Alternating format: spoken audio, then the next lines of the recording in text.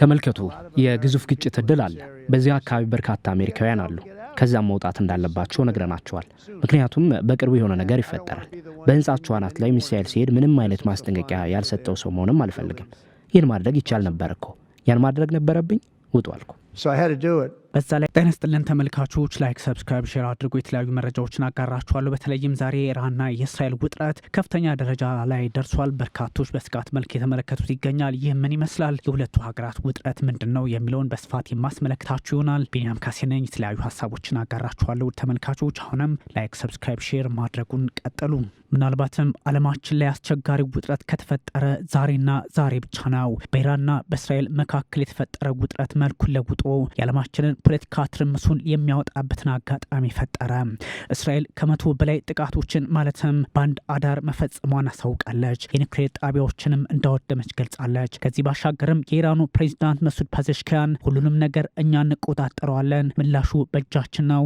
እስራኤል ሆይ ዋጋ ትከፍያለሽ በሚል ሀሳባቸውን ማጋራታቸው በርግጥ አንዳች አስቸጋሪ ሁኔታ እንዳለ የሚጠቁም ያደርገዋል ፖለቲካው እጅግ ውስብስብ መሆኑን ለመገመት ባያዳግተም የኢራን ፖለቲከኞችም ቢሆኑ በርካታ ኃይላቸውን ሹማምንቶችን ጭምር በማጣታቸው በቀላሉ ጥቃት ለመሰንዘር ይቸገራሉ ተብሎ ይታሰባል ያም ሆኖ ግን የዓለማችንን ፖለቲካ መቆጣጠር የሚችለው አሁን ባለው አጋጣሚ ሁኔታዎችን ከግራም ከቀኝ መመልከት ብቻ እንደሆነ እየተነገረ ነው ፕሬዝዳንት ዶናልድ ትራምፕ በዛ ላይ ኢራን ላይ ጥቃት መሰንዘራችን አይቀርም የኒውክሌር ድርድር ውስጥ ካልገባች የሚል ሀሳብ መስጠታቸው የዓለምን ፖለቲካ አሳሳቢ ያደርገዋል ለዛውም ትራምፕ እንዲህ አይነት ውጥረት ባለችበት ሰዓት ኢራንን ሌላ ዛቻ ለመፈጸም መሞከራቸው በእርግጥም ተባብሮባታል የሚለውን ሀሳብ የሚያጠናክረው ያደርጋል ኢራን አሁን በሁሉም መንገድ አደገኛና መስቀለኛ መንገድ ላይ እንደሆነች ተነግሯል ያም ሆኖ ግን ፖለቲከኞቿ ዛሬም ቁርጠኞች ነን ሁኔታዎችን በራሳችን መንገድ እንቋጫቸዋለን በሚል የሙጥኝ እንዳሉ ናቸው አያቶላ አሊ ሀመኒ ጠብቁን እኛ እናወድማቸዋለን የሚል መግለጫ ሰጥተዋል የአናብስቶቹ ምድር በሚል ጠቅላይ ሚኒስትር ቤንያሚን ኔታንያሁ የጀመሩት ዘመቻ አስቸጋሪ ሆኖ መካከለኛው ምስራቅ ሙሉን ሊያተራምስ እንደሚችል ሳይታለም የተፈታ ያደርገዋል የዓለማችንን ፖለቲካ ከሚዘውሩ ጉዳዮች መካከል በዋነኝነት የኢራንና የእስራኤል ውጥረት መፍትሄ ከተገኘለት ብቻ እንደሆነ ቢነገርም አሁን ግን ውጥረቱ መልኩን ለውጧል ያ ማለት በግልጽ ሁለቱ ሀገራት ወደ ጦርነት የመግባታቸው ነገር ተረጋግጧል ከዚህ ባሻገርም የኢራኑ ፕሬዝዳንት መሱድ ፐዘሽኪያን ለሰላም እንሰራለን ሲሉ ቢሰነብቱም ዛሬ ግን ከባዱን ዋጋ እስራኤል ተጠብቅ ማለታቸው አስቸጋሪው ጊዜ እንደመጣ ይጠቁማል እንዲህ አይነቱን አካሄድ ደግሞ አያቶላ አሊ ሀመኒ ከመግለጫም ባሻገር ጥቃት በእስራኤል ላይ በመፈጸም ሊያረጋግጡት እንደሚችሉ እየተነገረ ነው ፖለቲካውን ወደ ሌላ ምዕራፍ ሊዘውረው እንደሚችል በርካቶች ከግራም ከቀኝም ሀሳባቸውን እያጋሩ ይገኛል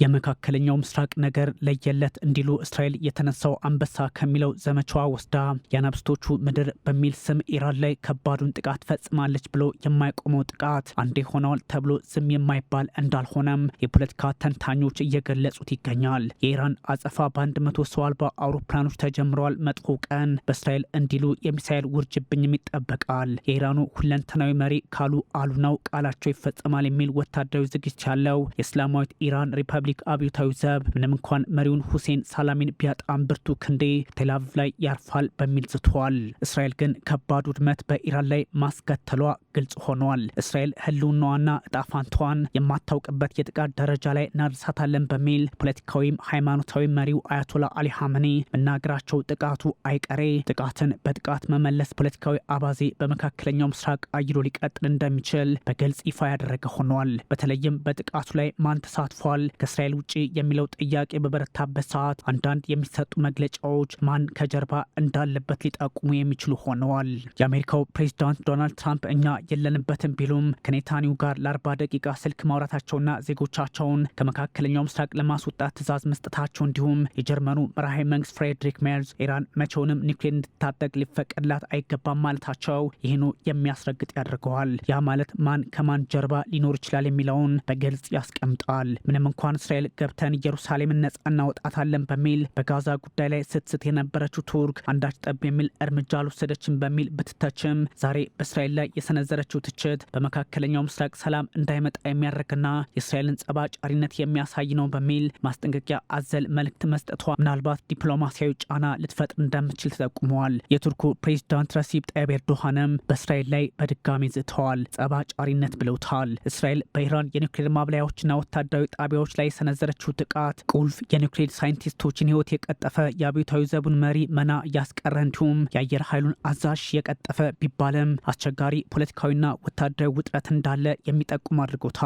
ኢራን ከሰሞኑ የእስራኤልን የኒውክሌር ጣቢያና ልማት ሰነድ በእጅ አስገብቻለሁ ያለችው ኢላማዋ ሁሉ ወደ ቴልአቪቭ ዩራኒየም ሊሆን እንደሚችል የሚጠቁም ያደርግላታልና ሁኔታዎችን በቀላሉ ማየት አስቸጋሪ ያደርገዋል። ለዚህም ነው ጥቃቱ በቀላሉ የማይታይና አደገኛ እንዲሁም የዓለማችንን ሀያላን በግልጽ ጎራቸውን ለይተው እንዲፋለሙ ሊያደርግ የሚችል ሊሆን ይችላል የሚባለው። ከሰሞኑ ሩሲያ እስራኤል ለዩክሬን ፓትሪዮት ሚሳይል ስርዓትን ሰጥታለች በሚል መክሰሷ ጉዳዩ እዛው ሞስኮ ጋር ይደርሳል ማለት ነው። በዛ ላይ እስራኤል በፈጸመችው ጥቃት የተፈተኑት የቴህራን ቤባር የአየር መከላከያ ስርዓቶች ብቻ ሳይሆኑ የሩሲያዎቹ ኤስ-300ዎቹ መሆናቸውም ጭምር ሞስኮ በቴህራን ውስጥ አቅሟን ማየት አዝማሚያ ስላላት ግልጽም ባይሆን በሚስጥር አለፍ ሲልም የጠላቴ ጠላት በሚል በእስራኤል ላይ ልትነሳባት የምትችልበት አጋጣሚ ይፈጠራል። ቴህራን ከባዱን ምላሽ ዓለም ትጠብቅ ማለቷን ተከትሎ ሙሉ ቀጠናው ወደ ጦርነት እንዳይገባም ስጋት ተጋርጧል። ሀመኒ በፈጣሪ ፈቃድ እስላማዊት ሪፐብሊክ ኢራን ብርቱ ክንዷ እስራኤል ላይ ይደርሳል፣ አገዛዙ ሳይቀጣ ይቀራል ብላችሁ እንዳታስቡም ብለዋል። የሀመኒ ዛቻ እንዲሁ የሚቀር ባለመሆኑ በእርግጥም ስጋቱን የከፍ አድርጎታል። ኔታንያሁም በአይሁድ ህዝብ ላይ የኒውክሌር ፍጅት አዋጅ ሆሎኮስት ሲታወጅበት ቆመን አናይም ማለታቸው የሁለት አደገኛ ኃይሎች ውጥረት በመካከለኛው ምስራቅ አድርጎታል።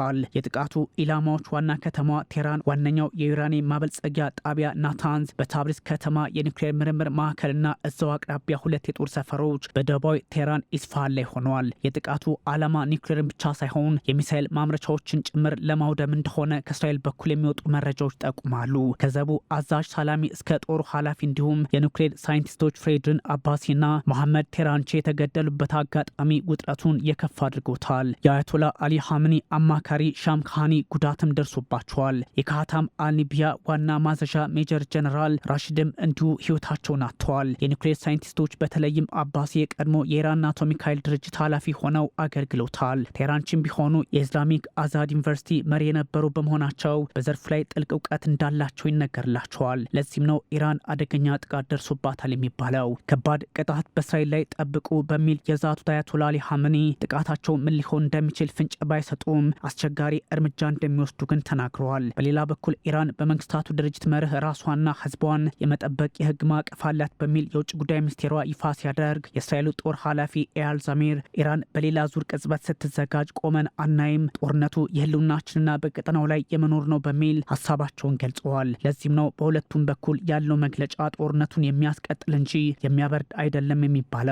የሞከረን ሁሉ ዋጋ ይከፍላል ነው የሚሉት የእስራኤል ፖለቲከኞች። የእስራኤልና የኢራን ጉዳይ ቀላል የማይሆነው በእስራኤል በኩል የጠቅላይ ሚኒስትር ቤንያሚን ኔታንያሁ ተቃዋሚዎች ሳይቀሩ እንደ ያይር ላፒድ ያሉት ማለት ነው እንኳን ደስ አላችሁ የሚል መልእክት ማስተላለፋቸው ሆኗል። ይህ ጉዳይ ደግሞ ዋሽንግተንና ቴህራን የገቡበትን የኒውክሌር ድርድር መና የሚያስቀረው ያደርገዋል።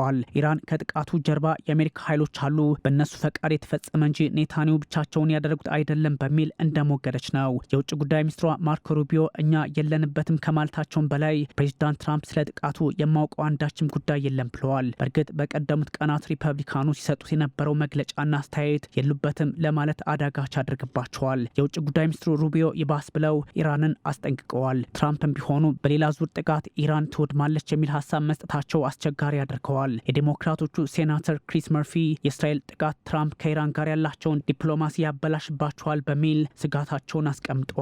እስራኤል በኑክሌር ማብለያ ጣቢያዎች ላይ የፈጸመችው ጥቃት ያልተጠበቁ አደጋዎችን ሊፈጥር የሚችል ሲሆን የራዲዮ አክቲቭ ቁሶች አፈትልከው እንዲወጡ ያደርጋል፣ አጓጉል ፍንዳታ ሳይታሰብ እንዲፈጸም ያደርጋል፣ እንዲሁም ለረዥም ጊዜ የሚዘልቅ ብክለትም ይፈጥራል ተብሏል። የዓለም አቀፉ የኢነርጂ ድርጅት ዋና ዳይሬክተር ራፋኤል ግሮሲ ጉዳዩን በቅርበት የተከታተልኩት ነው ብለዋል። ከኢራን ባለስልጣናትና ከድርጅቱ ተቆጣጣሪዎች ጋር ስለ ጨረሩ ምጣኔ እየተነጋገሩ መሆኑንም ይፋ አድርገዋል። አይኤኢኤ የናታንዝ ጣቢያ የጥቃቱ ኢላማ መሆኑን አስቀምጧል።